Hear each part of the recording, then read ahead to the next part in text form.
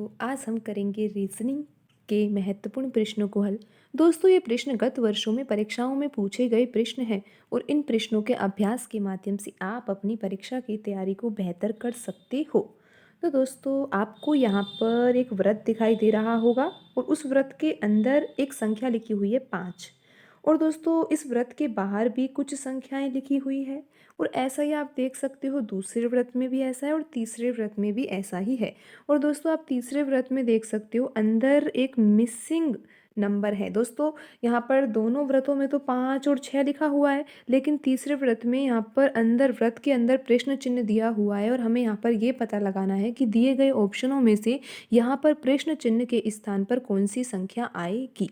तो दोस्तों, देखते हैं यहाँ पर कि पहले व्रत में जो संख्याएं लिखी हुई है वो किस पैटर्न पर लिखी हुई है। तो दोस्तों, आप यहाँ पर देख सकते हो कि अंदर तो 5 लिखा हुआ है पहले व्रत में और बाहर जो है 6 लिखा हुआ है, 8 लिखा हुआ है, 4 लिखा हुआ है, 7 लिखा हुआ है। तो दोस्तों, सबसे पहले हमारा काम ये है कि यहाँ पहले व्रत में जो बाहर लिखी हुई संख्या है, इन संख्याओं में कुछ ऐसा संबंध हमें लगाना है जिसके द्वारा हम यहाँ पर व्रत के अंदर लिखी हुई संख्या 5 को प्राप्त कर सके। तो दोस्तों, हम किस तरह से 5 को प्राप्त कर सकते हैं बाहर लिखी हुई संख्याओं के द्वारा, देखते हैं दोस्तों, अगर आप बाहर लिखी हुई संख्याओं को जोड़ देते हो, दोस्तों एक बार हम जोड़ के देखते हैं कि जोड़ने से हमें क्या प्राप्त हो रहा है।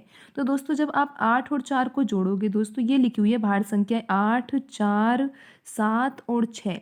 दोस्तों, जब आप इन चारों संख्याओं को जोड़ते हो तो आपको क्या प्राप्त होता है। दोस्तों, 8 और 4 होता है 12, 12 और 7 होता है 19, 19 में जब 6 जोड़ा जाता है तो दोस्तों हमें 25 प्राप्त होता है। तो दोस्तों, आप अब यहाँ पर देख सकते हो क्या 25 का कोई 5 से संबंध है। बिल्कुल है दोस्तों। अगर आपको वर्ग याद हो और आपको वर्ग करना आता हो कि 5 का वर्ग कैसे करते हैं, दोस्तों 5 के वर्ग के लिए आपको 5 का गुणा 5 से ही करना होता है और आपको 25 प्राप्त होता है। तो दोस्तों, आप देख सकते हो कि यहाँ पर जोड़ने पर जो हमें 25 संख्या प्राप्त हुई है उसका वर्गमूल व्रत के अंदर लिखा हुआ है।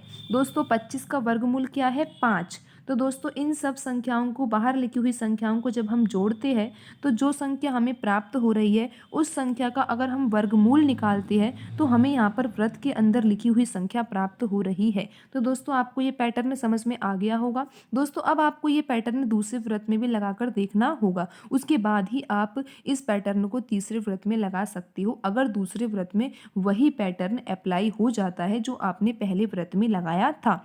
तो दोस्तों, अब हम यहाँ पर दूसरे व्रत में भी यही पैटर्न देख अप्लाई करके देखते हैं तो हमें क्या प्राप्त हो रहा है, क्या हमें 6 प्राप्त हो जाएगा, देखते हैं दोस्तों हमने यहाँ पर 12, 8 और ये 7 और 9 इनको जोड़कर देखना है कि हमें क्या प्राप्त हो रहा है। दोस्तों, 12 और 8 को जब जोड़ा जाता है तो 20 प्राप्त होता है, 20 में 7 जोड़ने पर 27 प्राप्त होता है और 27 में 9 जोड़ने पर दोस्तों 36 प्राप्त होता है।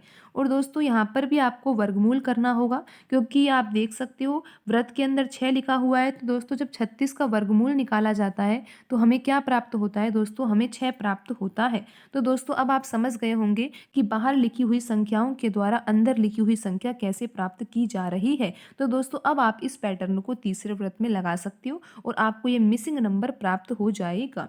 तो आइए दोस्तों, बाहर लिखी हुई संख्याओं को जब हम जोड़ते हैं 10, 9, 16 और 14, दोस्तों हमें इन चारों संख्याओं को जोड़ना है। तो आप देख सकते हो 16 और 14 को जब जोड़ा जाता है तो हमें 30 प्राप्त होता है और 30 में जब 10 जोड़ा जाता है तो 40 प्राप्त होता है और 40 में 9 जोड़ने पर दोस्तों 49 प्राप्त होता है। और दोस्तों, आपको यहाँ पर व्रत के अंदर लिखी हुई संख्या प्राप्त करनी है तो आपको क्या करना होगा, 49 का वर्गमूल निकालना होगा। दोस्तों, 49 का वर्गमूल होता है 7 और आप देख सकते हो दिए गए ऑप्शनों में से ऑप्शन जो 1 है उसमें 7 ही लिखा हुआ है और दोस्तों यही आपका सही आंसर है।